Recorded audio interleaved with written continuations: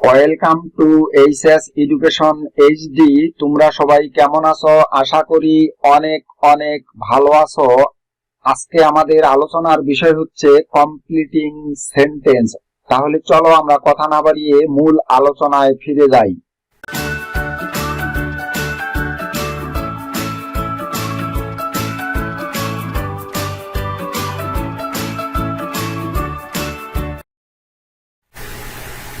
Completing sentence rule number 1, so that এর বাংলা অর্থ হচ্ছে যাতে। Example, he reads attentively so that, সে মনোযোগ সহকারে পড়াশোনা করে যাতে। বাকি সেন্টেন্সটি এখানে দেওয়া নেই, এটি হলো ইনকমপ্লিট সেন্টেন্স। এখন আমরা এই সেন্টেন্সটিকে নিয়ম অনুযায়ী কমপ্লিট বা সমাপ্ত করব।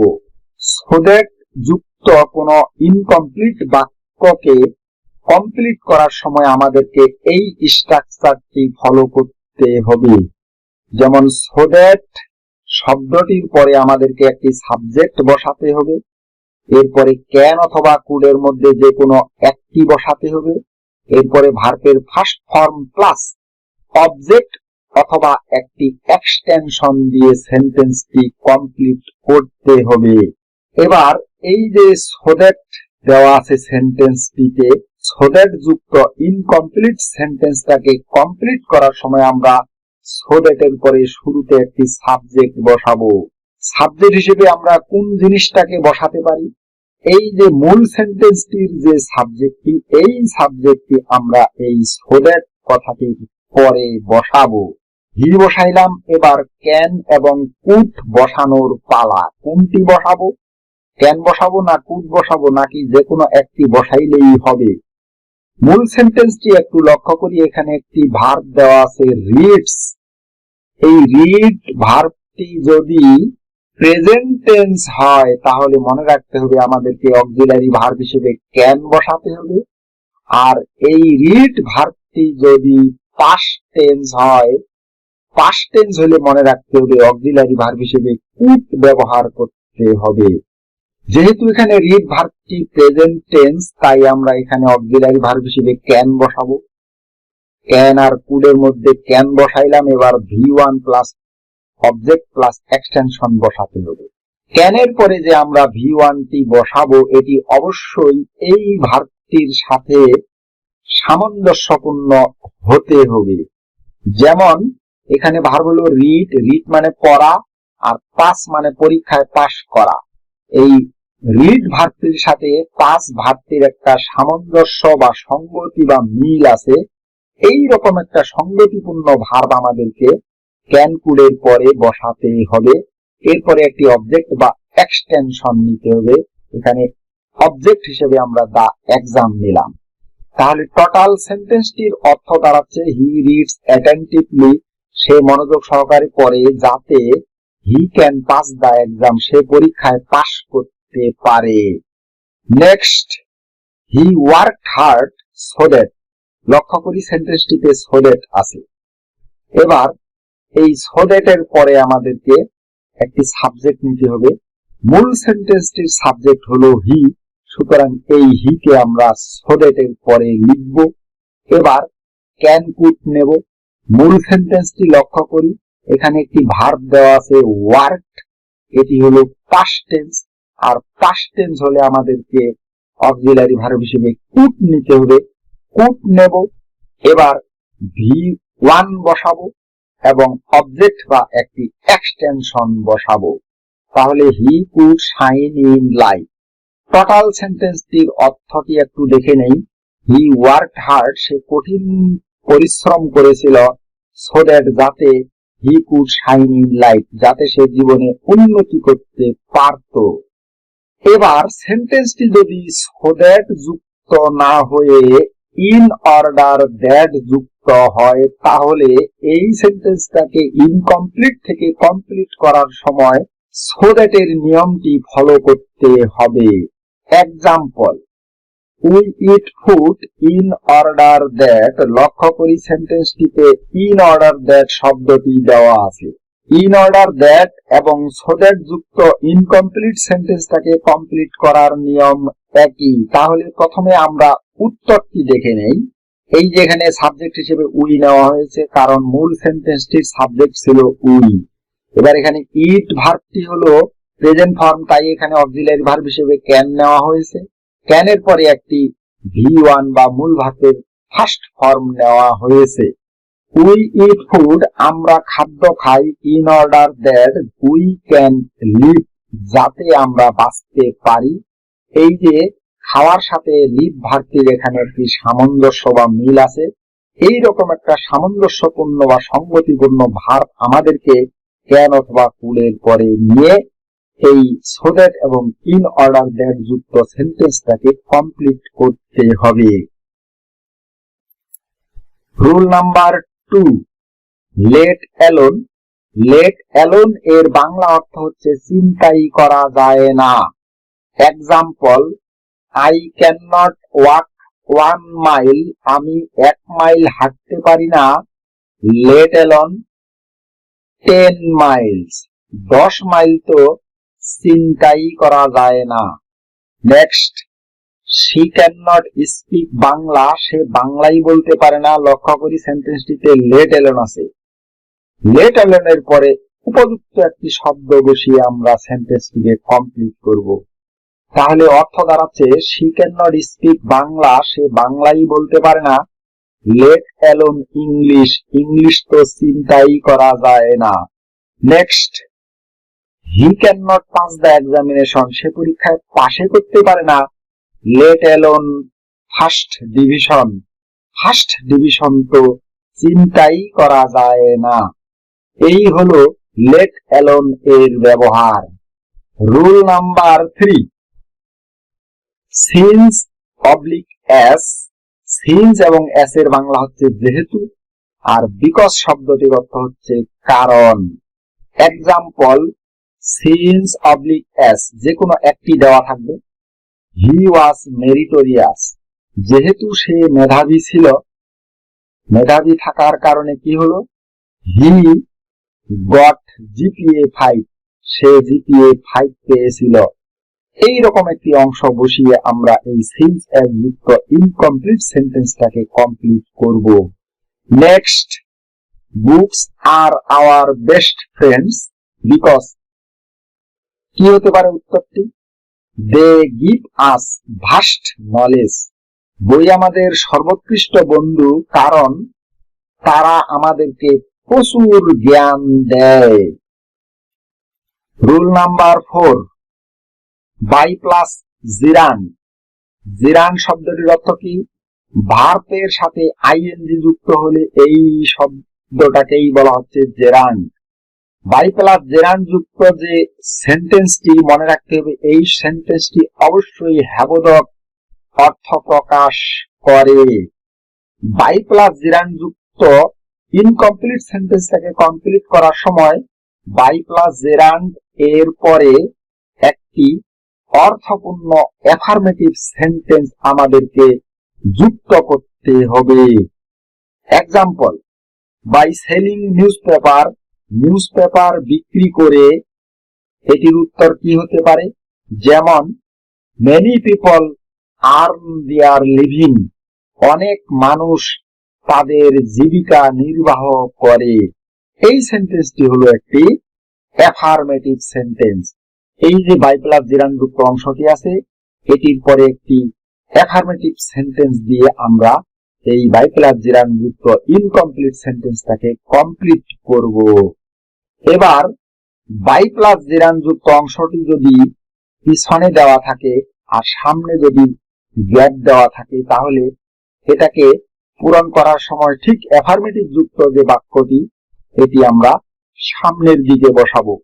বাই টেকিং ফিজিক্যাল এক্সারসাইজ, শারীরিক ব্যায়াম করে কি হতে পারে, উত্তর যেমন you can keep your body fit, তুমি তোমার শরীরটাকে সুস্থ রাখতে পারো। Rule number 5, without plus gerund. Gerund মানে আমরা জানলাম ভার্ব প্লাস আইএনজি। মনে রাখতে হবে উইদাউট প্লাস জেরান্ড যুক্ত সেন্টেন্সটি অবশ্যই নাবোধক অর্থ প্রকাশ করে। উইদাউট প্লাস জিরান্ড যুক্ত সেন্টেন্সটাকে ইনকমপ্লিট সেন্টেন্স থেকে কমপ্লিট করার সময় আমাদেরকে উইদাউট প্লাস জিরান্ড এর পরে একটি অর্থপূর্ণ নেগেটিভ সেন্টেন্স দিয়ে সেন্টেন্সটি কমপ্লিট করতে হবে। এক্সাম্পল, উইদাউট রিডিং মোর। উইদাউট মানে হচ্ছে ছাড়া, বেশি পড়া ছাড়া। বেশি পড়া ছাড়া আমরা কি করতে পারবো না, যেমন বেশি পড়া ছাড়া you can not make a good result, তুমি একটি ভালো রেজাল্ট করতে পারবে না। এখানে you can not make a good result, এটি হলো একটি নেগেটিভ সেন্টেন্স। উইদাউট প্লাস জিরান্ড যুক্ত যে সেন্টেন্সটি, এটির পরে একটি নেগেটিভ সেন্টেন্স দিয়ে আমাদেরকে এই সেন্টেন্সটিকে কমপ্লিট করতে হবে। নেক্সট, এবার বলছে উইদাউট প্লাস জিরান্ড যুক্ত অংশটি যদি সেন্টেন্সটির পিছনে দেওয়া থাকে তাহলে সামনে আমাদেরকে একটি নেগেটিভ সেন্টেন্স দিয়ে এই সেন্টেন্সটি কমপ্লিট করতে হবে। যেমন বলছে উইদাউট মেকিং মিস্টেক, ভুল করা ছাড়া। ভুল করা ছাড়া আমরা কি করতে পারবো না, উই ক্যান নট লার্ন, আমরা শিখতে পারবো না। Rule number 6, relative pronoun. এবার রিলেটিভ প্রোনাউন কোনগুলো, যেমন who, whom, whose, which, what, when, where, how, why, that ইত্যাদি। এই শব্দগুলো হলো রিলেটিভ প্রোনাউন। রিলেটিভ প্রোনাউন যুক্ত ইনকমপ্লিট সেন্টেন্সটাকে কিভাবে কমপ্লিট করা যায় তাহলে চলো আমরা কয়েকটি এক্সাম্পল দেখে নেই। যেমন nobody likes a man who। হু মানে আমরা জানি কে, কিন্তু এখানে হু এর বাংলা হবে যে, কারণ এটি সেন্টেন্সটির মাঝখানে রিলেটিভ প্রোনাউন হিসেবে ব্যবহার করা হয়েছে। তাহলে nobody likes a man who এরপরে কি উত্তর আসতে পারে, যেমন is unhealthy, অর্থাৎ একটি মানুষকে কেহই পছন্দ করে না, who is unhealthy, যে স্বাস্থ্যহীন। Next, those who are idle। মনে রাখতে হবে হু এর বাংলা যে অথবা যারা, যে কোনো একটি হতে পারে। এখানে বলছে those who are idle, যারা অলস তাদের কি হয়, যেমন can not shine in life, তারা জীবনে উন্নতি করতে পারে না। আমরা হু এর দুইটি ব্যবহার দেখলাম। Next, this is the man, এই সেই মানুষটি, হুম যাকে। উত্তরটি একটু দেখে নেই। আই নো অয়েল বলছে এই সেই মানুষটি, হুম মানে হচ্ছে যাকে আমি ভালো করে চিনি। এই অংশটুকু আমাদেরকে যুক্ত করে দিয়ে এই ইনকমপ্লিট সেন্টেন্সটাকে কমপ্লিট করতে হবে। Next, this is mister Selim হুস, এনি মিস্টার সেলিম। এখানে হুসের বাংলা হলো যার, যার। এবার গ্যাপটিতে বলছে সিস্টার ইজ আ ডক্টর, বলছে যার বোন একজন doctor. Next, smoking is a habit which, ধূমপান একটি অভ্যাস যেটি ইজ ইনজারিয়াস টু হেলথ, যেটা স্বাস্থ্যের জন্য ক্ষতিকর। নেক্সট, লিসেন টু মি, আমার কথা শোনো। হোয়াট মানে হচ্ছে যা, আই সে আমি বলি। টোটাল সেন্টেন্সটির বাংলা হচ্ছে আমি যা বলি তা শোনো। নেক্সট, দিস ইজ বাংলাদেশ, এটি বাংলাদেশ। হোয়ার মানে যেখানে। উত্তরটি একটু দেখে নেই। উই লিভ ইন, যেখানে আমরা বাস করি। Next, we should keep in mind that, এখানে দ্যাট হলো একটি রিলেটিভ প্রোনাউন। এরপরে আমরা কি বসাতে পারি, যেমন হেলথ ইজ ওয়েলথ। তাহলে টোটাল সেন্টেন্সটির বাংলা দাঁড়াচ্ছে আমাদের মনে রাখা দরকার যে স্বাস্থ্যই সম্পদ। এভাবে এই যে রিলেটিভ প্রোনাউন গুলো আমরা ব্যবহার করলাম, হু, whom, whose, which, what, where, that, এদের পরে একটি উপযুক্ত অংশ বসিয়ে আমাদেরকে ইনকমপ্লিট সেন্টেন্সটাকে কমপ্লিট করতে হবে। Rule number 7, least. লেস্ট এর বাংলা অর্থ হচ্ছে যাতে না। যেহেতু লেস্ট শব্দটির বাংলা অর্থটির পরে না শব্দটি দেওয়া আছে, সুতরাং বুঝে নিতে হবে যে এই লেস্ট শব্দটি হলো নেগেটিভ। আর লেস্ট শব্দটি নেগেটিভ হওয়ার কারণে এরপরে কখনো নট বা নো বসানো যাবে না। এক্সাম্পল, ওয়াক ফাস্ট, দ্রুত হাঁটো, লেস্ট, যাতে না। লেস্ট যুক্ত কোন ইনকমপ্লিট সেন্টেন্সকে কমপ্লিট করার সময় লেস্ট শব্দটির পরে একটি সাবজেক্ট নিতে হবে, আর এই সাবজেক্টের পরে শুড অথবা মাইট এই দুইটি অক্সিলারি ভার্বের মধ্যে যে কোনো একটি নিতে হবে। এরপরে ভার্বের ফার্স্ট ফর্ম এবং অবজেক্ট বসিয়ে সেন্টেন্সটি কমপ্লিট করতে হবে। তো এখানে এই যে লেস্ট শব্দটির পরে আমরা একটি সাবজেক্ট নিব, এখানে সাবজেক্ট হিসেবে ইউ নিলাম। সাবজেক্ট হিসেবে আমরা ইউ অথবা হি অথবা উই অথবা সি অথবা দে এদের মধ্যে যে কোনো একটি নিতে পারি। এবার শুড অথবা মাইটের মধ্যে যে কোনো একটি নিতে হবে, তারপরে ভার্বের ফার্স্ট ফর্ম বসাতে হবে এবং একটি অবজেক্ট বসাতে হবে। Walk fast, lest, you should miss the train, দ্রুত হাঁটো যাতে তুমি ট্রেনটি মিস না করো। এই অংশটুকু বসিয়ে আমাদেরকে লেস্ট যুক্ত সেন্টেন্সটিকে কমপ্লিট করতে হবে। নেক্সট, হি রিডস অ্যাটেন্টিভলি, সে মনোযোগ সহকারে পড়ে, লেস্ট। এবার শুরুতে সাবজেক্ট নেব, এখানে যেহেতু সাবজেক্ট দেওয়াই আছে তাই এই সাবজেক্টটি নেব। এরপরে শুড অথবা মাইটের মধ্যে যে কোনো একটি নেব, তারপরে একটি ভি1 নেব এবং একটি অবজেক্ট বা এক্সটেনশন বসাবো। হি রিডস অ্যাটেন্টিভলি, সে মনোযোগ সহকারে পড়ে, lest. He might fail in the exam, যাতে সে পরীক্ষায় ফেল না করে। নেক্সট, টেক ইউর আমব্রেলা, তোমার ছাতাটি লও, লেস্ট। উত্তরটি একটু দেখে নেই। ইউ শুড গেট ওয়েট, যাতে তুমি ভিজে না যাও। এখানে সাবজেক্ট হিসেবে ইউ নেওয়া হয়েছে, ইউ এর পরে অক্সিলারি ভার্ব হিসেবে শুড নেওয়া হয়েছে, এরপরে ভার্বের ফার্স্ট ফর্ম হিসেবে গেট নেওয়া হয়েছে এবং তারপরে একটি এক্সটেনশন বা অবজেক্ট বা অতিরিক্ত অংশ বসানো হয়েছে। Rule number 8, would you mind, এরপরে ভার্বের ফার্স্ট ফর্ম প্লাস আইএনজি এবং অবজেক্ট বসিয়ে ইনকমপ্লিট সেন্টেন্সটাকে কমপ্লিট করতে হবে। এক্সাম্পল, উড ইউ মাইন্ড, এরপরে একটি গ্যাপ দেওয়া আছে, এই গ্যাপটির মধ্যে আমরা ভি1 এর সাথে আইএনজি করব। যেমন উত্তরটি কি হতে পারে, তাহলে আগে অ্যান্সারটি দেখে নেই। এই যে টেক হলো মূল ভার্ব, এটির সাথে আইএনজি করা আছে, এটি হলো ভি1 প্লাস আইএনজি, আর এরপরে একটি অবজেক্ট নিতে হবে। এখানে এ কাপ অফ টি, এটি হলো অবজেক্ট। তাহলে যদি কিছু মনে না করেন টেকিং আ কাপ অফ টি, তাহলে এক কাপ চা খাবেন কি? নেক্সট, উড ইউ মাইন্ড, অ্যান্সারটি দেখে নেই। ক্লোজিং দ্য ডোর, এখানে ক্লোজিং দ্য ডোর না দিয়ে আমরা ওপেনিং দ্য ডোর দিতে পারি, অর্থাৎ ভার্ব প্লাস আইএনজি প্লাস একটি অবজেক্ট বসিয়ে উড ইউ মাইন্ড যুক্ত ইনকমপ্লিট সেন্টেন্সটিকে আমাদেরকে কমপ্লিট করতে হবে। এবার সেন্টেন্সটি যদি উড ইউ মাইন্ড না হয়ে এই সমস্ত ফ্রেজ সেন্টেন্সটিতে দেওয়া থাকে, যেমন with a view to, look forward to, mind, or, addicted to, devoted to, preferred to, get use to, got use to, এই সমস্ত ফ্রেজগুলোর পরেও ভার্বের ফার্স্ট ফর্মের সাথে আইএনজি প্লাস অবজেক্ট যুক্ত করে আমাদেরকে সেন্টেন্সটিকে কমপ্লিট করতে হবে।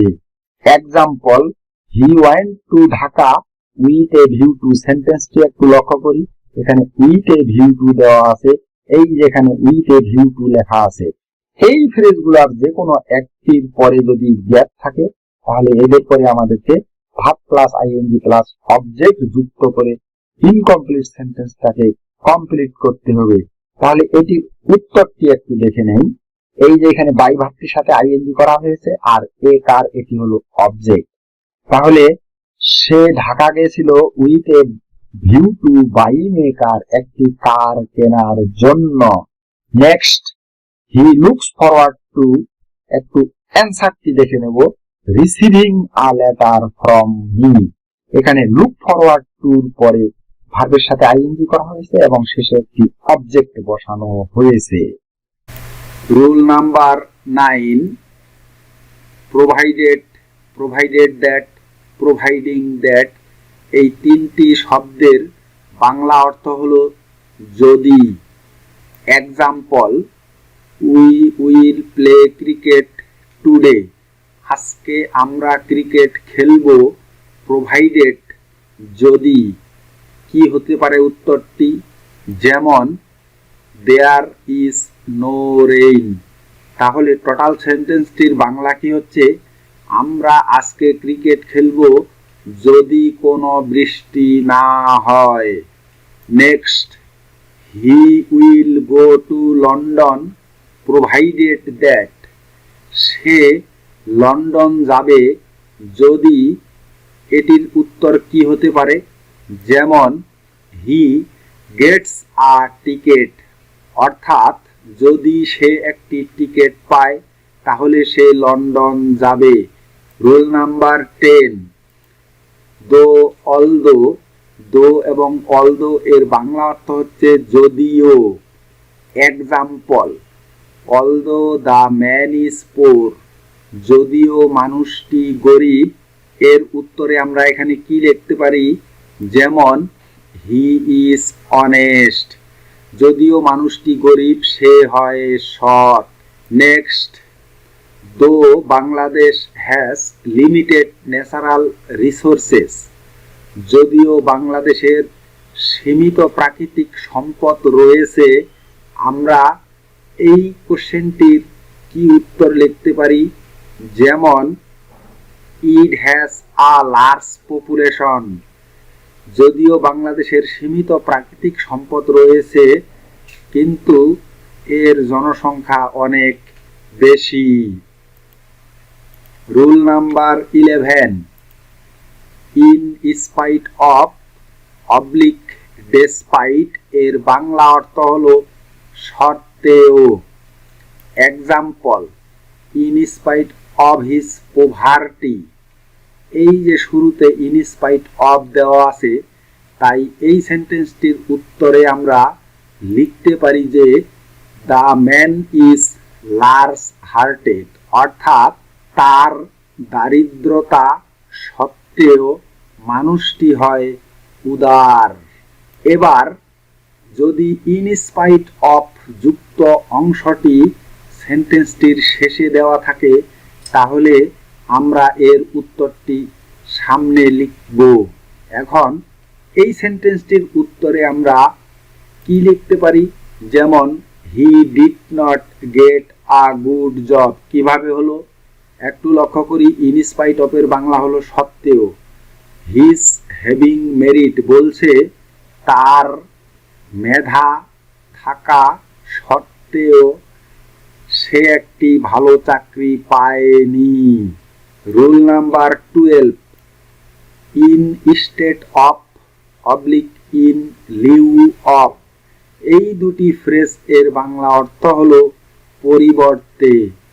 এক্সাম্পল, হি টুক লজিক, সে যুক্তিবিদ্যা নিয়েছিল।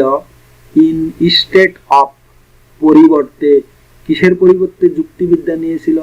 যেমন হিস্ট্রি, ইতিহাসের পরিবর্তে সে যুক্তিবিদ্যা নিয়েছিল। নেক্সট, হি ভ্যালুস, সে মূল্যায়ন করে অনার, সম্মানকে। ইন লিউ অফ, পরিবর্তে, কিসের পরিবর্তে সে সম্মানকে বেশি মূল্যায়ন করে?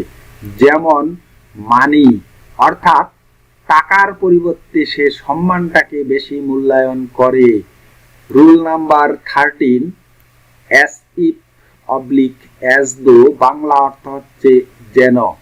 অ্যাজ ইফ এবং অ্যাজ দোর দুইটি নিয়ম আমরা দেখব। যেমন অ্যাজ ইফ এবং অ্যাজ দোর সামনে যদি প্রেজেন্ট ইনডিফিনিট টেন্স হয় তাহলে অ্যাজ ইফ এবং অ্যাজ দোর পরের টেন্সটি হবে past indefinite tense. Example, he speaks as if, এই যে সেন্টেন্সটির মাঝখানে অ্যাজ ইফ দেওয়া আছে, বাকি অংশটি দেওয়া নেই। সেন্টেন্সটির মাঝখানে অ্যাজ ইফ থাকুক এবং অ্যাজ দো থাকুক, যে কোনো একটি থাকলেই হবে। এবার লক্ষ্য করি, অ্যাজ ইফ এর সামনে একটি ভার্ব দেওয়া আছে স্পিক্স, এই ভার্বটির শেষে একটি এস দেওয়া আছে, আর এস যুক্ত ভার্বটি হলো প্রেজেন্ট ইনডিফিনিট টেন্স। অ্যাসিভ আর এস দোর সামনে প্রেজেন্ট ইনডিফিনিট টেন্স হলে পরের অংশটি হবে পাস্ট ইনডিফিনিট টেন্স।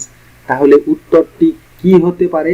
যেমন হি নিউ দ্য ম্যাটার, এখানে হি হলো সাবজেক্ট, নিউ হলো ভার্বের পাস্ট ফর্ম এবং দ্য ম্যাটার হলো অবজেক্ট, এটি হলো পাস্ট ইনডিফিনিট টেন্স। তাহলে টোটাল সেন্টেন্সটির অর্থ দাঁড়াচ্ছে হি স্পিক্স, সে এমনভাবে কথা বলে, অ্যাসিভ যেন হি নিউ দ্য ম্যাটার, সে ব্যাপারটি জানতো। নেক্সট বলছে অ্যাসিভ এবং এস দোর সামনে যদি পাস্ট ইনডিফিনিট টেন্স হয় তাহলে পরের অংশটি হবে পাস্ট পারফেক্ট টেন্স।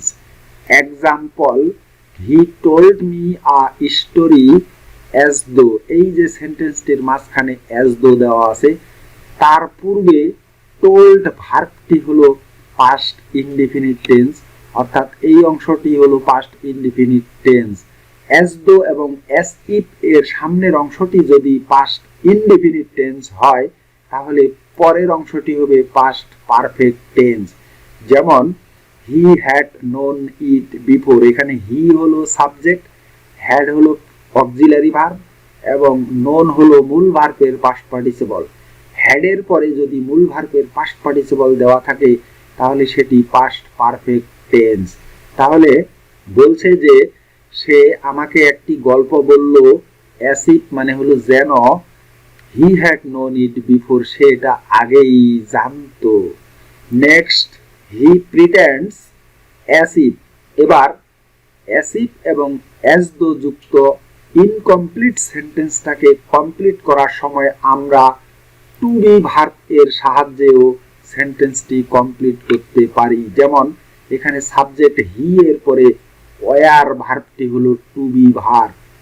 এখানে এই সেন্টেন্সটির অর্থ দাঁড়াচ্ছে হি প্রিটেন্ডস, সে এমন ভাবে অভিনয় করে বা ভান করে, অ্যাসিভ যেন হি ওয়ার এ ফুল, যেন সে একজন বোকা। Rule number 14, because of, on account of, due to, owing to, এই চারটি ফ্রেজ এর বাংলা অর্থ হলো কারণে। Example, because of his illness, তার অসুস্থতার কারণে, বাকি সেন্টেন্সটি আমাদেরকে বসিয়ে এই সেন্টেন্সটি কমপ্লিট করতে হবে। তার অসুস্থতার কারণে কি হতে পারে? যেমন he could not attend the meeting, সে মিটিং এ উপস্থিত হতে পারেনি। এখানে একটু বলে রাখি, এই যে বিকজ অফ এবং অন অ্যাকাউন্ট অফ একই জিনিস, শুধু তাই নয়, ডিউ টু এবং ওয়িং টু এই চারটি জিনিস হুবহু একই জিনিস। নেক্সট, হি কেম লেট, সে দেরিতে এসেছিল, ওয়িং টু মানে কারণে, কিসের কারণে দেরি করে এসেছিল? যেমন ট্রাফিক জ্যাম, এই অংশটুকু বসিয়ে আমরা এই because of, on account of, due to এবং ওয়িং টু যুক্ত ইনকমপ্লিট সেন্টেন্সটাকে কমপ্লিট করতে পারি। রুল নাম্বার 15, হ্যাড বেটার এর বাংলা অর্থ হলো বরং ভালো। সেন্টেন্সটির শেষে আমরা ভার্বের ফার্স্ট ফর্ম এবং অবজেক্ট বসিয়ে ইনকমপ্লিট সেন্টেন্সটিকে কমপ্লিট করতে পারি। Example, you had better, had better এর বাংলা কি? বরং ভালো। তোমার বরং ভালো, কি করা ভালো? যেমন গো হোম, তোমার বরং বাড়ি যাওয়াই ভালো, এখানে গো হলো ভার্বের ফার্স্ট ফর্ম আর হোম হলো object. Next, you had better, তোমার বরং ভালো, কি করা ভালো? যেমন লিভ দ্য প্লেস, জায়গাটা ত্যাগ করাই ভালো। আজকের ভিডিওটি এই পর্যন্তই। ভিডিওটি ভালো লাগলে লাইক করবে, বন্ধুদের সাথে শেয়ার করবে এবং কমেন্ট বক্সে কমেন্ট করে জানাবে। আর আমার চ্যানেলটি সাবস্ক্রাইব করে আমার সাথে থাকবে। Thank you very much for watching my video.